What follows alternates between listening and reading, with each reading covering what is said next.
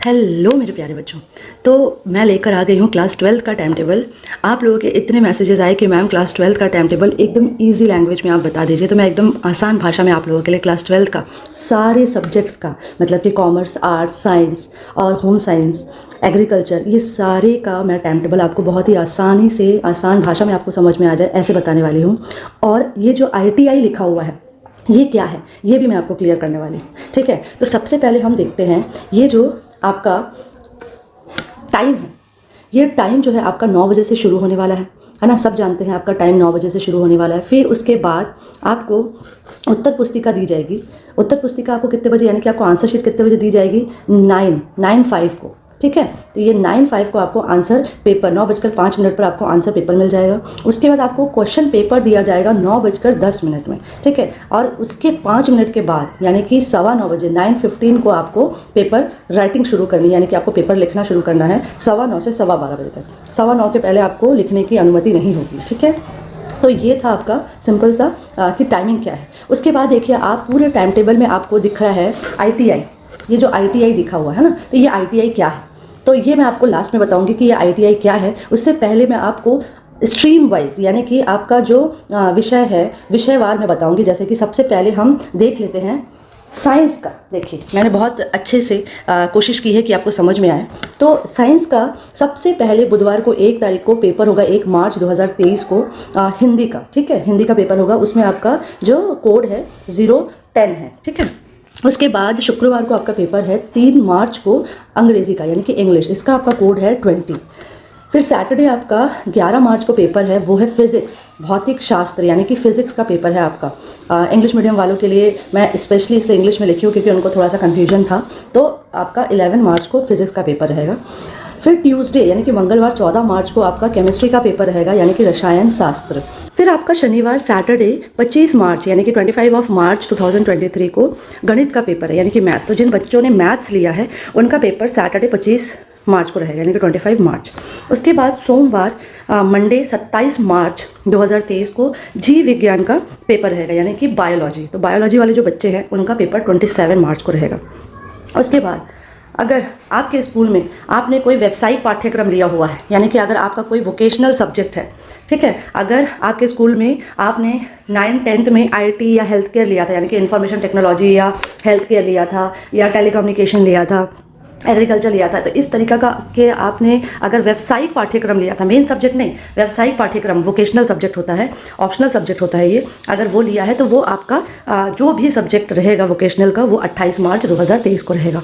ठीक है, 28 मार्च को आपका वोकेशनल सब्जेक्ट रहेगा, याद रखिएगा। फिर अगर आपने अपने स्कूल में संस्कृत लिया हुआ है इंग्लिश की जगह, तो आपको वेडनेसडे 29 मार्च 2023 हिंदी या इंग्लिश की जगह संस्कृत का ऑप्शन मिलता है 11th-12th में। तो वहाँ पे अगर आपने संस्कृत लिया है तो आपका 29 मार्च यानी कि 29 मार्च को बुधवार को पेपर रहेगा।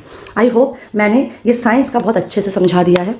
अब हम आगे बढ़ते हैं आर्ट्स की तरफ। ठीक है, तो आर्ट्स वाले बच्चों के लिए बुधवार को 1 मार्च सबके लिए सेम रहेगा। 1 मार्च को हिंदी का पेपर रहेगा।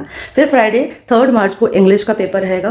फिर सोमवार को 6 मार्च है ना, 6 मार्च को इतिहास यानी कि हिस्ट्री का पेपर रहेगा। इंग्लिश मीडियम वाले बच्चे आप ध्यान से सुन लीजिए, 6 मार्च को आपको हिस्ट्री का पेपर रहेगा।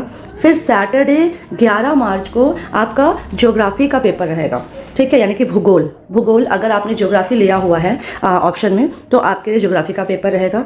और इसके अलावा अगर आपने इकोनॉमिक्स लिया है तो इकोनॉमिक्स को मैं कॉमर्स में बताऊंगी कि इकोनॉमिक्स का पेपर कब है। ठीक है, तो इकोनॉमिक्स वाले बिल्कुल डरे या घबराए नहीं कि कब है हमारा पेपर, उसको मैं आगे कॉमर्स में कवर करने वाली हूँ।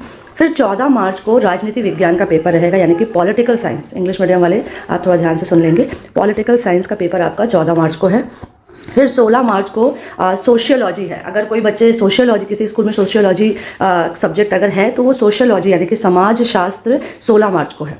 और उसके बाद 21 मार्च को अगर आपके स्कूल में मनोविज्ञान पढ़ाया जाता है, अगर आप मनोविज्ञान के स्टूडेंट हैं तो साइकोलॉजी बोलते हैं इंग्लिश में, साइकोलॉजी का पेपर है 21 मार्च को। ठीक है, ये सारे ऑप्शनल सब्जेक्ट्स हैं। अगर आप बहुत सारे स्कूलों में नहीं होगा ये सोशियोलॉजी और साइकोलॉजी, ये किसी किसी स्कूल में हो सकता है। और 29 मार्च को रहेगा आपका संस्कृत का पेपर, ये भी ऑप्शनल है, ये भी सारे स्कूलों में नहीं है। उसके बाद 28 मार्च को वोकेशनल सब्जेक्ट्स रहेगा, जैसे कि मैंने पहले ही बता चुकी हूँ, है ना। 951 कोड से लेके 960 कोड तक सारे वोकेशनल सब्जेक्ट्स आते हैं। व्यावसायिक पाठ्यक्रम जैसे हेल्थ केयर हो गया, इंफॉर्मेशन टेक्नोलॉजी हो गया, टेलीकम्युनिकेशन हो गया, ये सारे सब्जेक्ट्स अगर आपके स्कूल में पढ़ाया जाता है और आपने अगर लिया है तो उसका पेपर 28 मार्च को होगा। आई होप ये भी मैंने बहुत अच्छे से क्लियर कर दिया है। अब आते हैं हम 12th का कॉमर्स का, ठीक है, टाइम टेबल ऑफ कॉमर्स। जो कॉमर्स के बच्चे हैं, वाणिज्य के बच्चे हैं, उनके लिए ये टाइम टेबल है।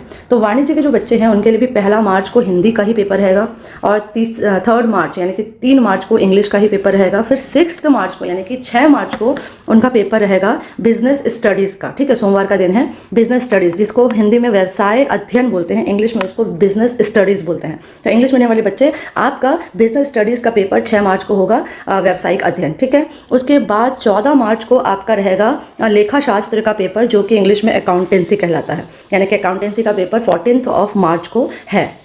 उसके बाद 27 मार्च 2023 को यानी कि 27 मार्च को आपका अर्थशास्त्र का पेपर है, इकोनॉमिक्स, है ना। कुछ आर्ट्स के बच्चे अर्थशास्त्र भी लेते हैं, तो वो ध्यान रखेंगे कि 27 मार्च को आपका इकोनॉमिक्स अर्थशास्त्र का पेपर है। उसके बाद जैसे मैंने पहले ही बता चुकी हूँ कि 28 मार्च को आपका व्यावसायिक पाठ्यक्रम का पेपर है। अगर ये ऑप्शनल है, आपके स्कूल में होता होगा या आपने इसे ऑप्ट किया होगा, लिया होगा, तो 28 मार्च को आपका व्यावसायिक पाठ्यक्रम होगा और 29 मार्च को आपका संस्कृत का पेपर होगा, ये भी ऑप्शनल है। आई होप मैंने कॉमर्स भी अच्छे से समझा दिया है। अब बारी आती है एग्रीकल्चर और होम साइंस वाले बच्चों की, ठीक है। तो एग्रीकल्चर और होम साइंस वाले बच्चों के लिए मैंने एक साथ ही टाइम टेबल बना दिया है। सब जानते हैं 1 मार्च को हिंदी होगा, 3 मार्च को अंग्रेजी होगा, इंग्लिश होगा। उसके बाद 6 मार्च को जो एग्रीकल्चर वाले बच्चे हैं उनके लिए होगा elements of science and maths for agriculture, ठीक है। Elements of science and maths for agriculture, Hindi में भी यही लिखा है, इंग्लिश में भी यही होता है। और जो होम साइंस वाले बच्चे हैं उनके लिए है आहार एवं पोषण, इंग्लिश मीडियम वालों के लिए होता है फूड एंड न्यूट्रिशन। तो फूड एंड न्यूट्रिशन वाले सब्जेक्ट्स वाले बच्चों का 6 मार्च को होगा। फिर 14 मार्च को आपका एग्रीकल्चर वाले जो बच्चे हैं उनका रहेगा क्रॉप प्रोडक्शन एंड हॉर्टिकल्चर, ठीक है। Crop production and horticulture English में भी यही बोला जाता है, इंग्लिश मीडियम वालों के लिए भी सेम पेपर है। और इसके अलावा जो हमारे होम साइंस वाले बच्चे हैं उनके लिए होगा शरीर क्रिया विज्ञान एवं प्राथमिक चिकित्सा, जिसको इंग्लिश में बोलते हैं physiology and first aid. English medium वाले बच्चों के लिए होम साइंस का फिजियोलॉजी एंड फर्स्ट एड, ये आपका 14 मार्च को होगा।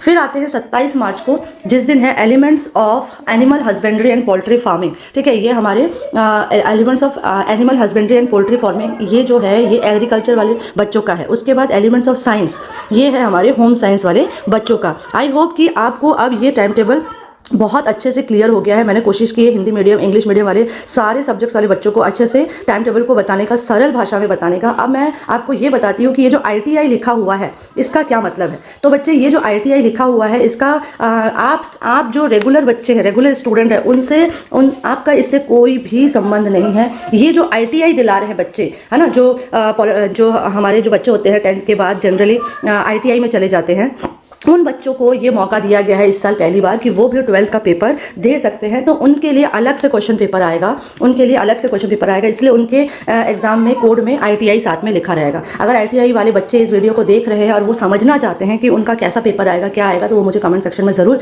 कमेंट करें, तो मैं ITI वाले सिलेबस को बहुत अच्छे से बता दूँगी, क्योंकि ITI वालों का सिलेबस अलग है। और जो हमारे रेगुलर बच्चे हैं उनके लिए मैं ये बोलना चाहती हूँ, रेगुलर और प्राइवेट जो भी बच्चे हैं उनके लिए, कि आपको अगर इससे रिलेटेड और कुछ भी इन्फॉर्मेशन चाहिए तो आप मुझे कमेंट सेक्शन में ज़रूर बताइएगा कि आपको किस तरीके के वीडियोस चाहिए एग्जाम से रिलेटेड। और ये वीडियो अगर आपको थोड़ा सा भी हेल्पफुल हुआ हो तो प्लीज़ इसको शेयर कीजिए अपने सारे दोस्तों को, ताकि उनके लिए भी हेल्पफुल हो जाए। और एक लाइक बटन ज़रूर दबाइएगा, इससे मुझे अच्छा लगेगा। थैंक यू सो मच, मिलते हैं नेक्स्ट वीडियो में। तब तक अपना ध्यान रखिए और अब एग्ज़ाम आ गया है तो पढ़ते रहिए। Bye bye.